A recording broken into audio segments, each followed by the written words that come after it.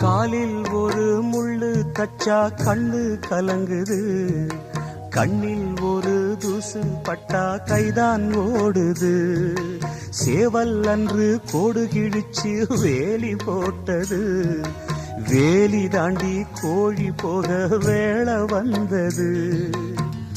அக்கம் பக்கம் யாரும் இல்ல, ஆபத்துக்கு பாவம் இல்ல, பாசத்துக்கு சட்டம் இல்ல, மீறுவது குத்தம் இல்ல, பாசத்துக்கு ரெக்க முளைச்சு பறந்து போகுது தன்னால.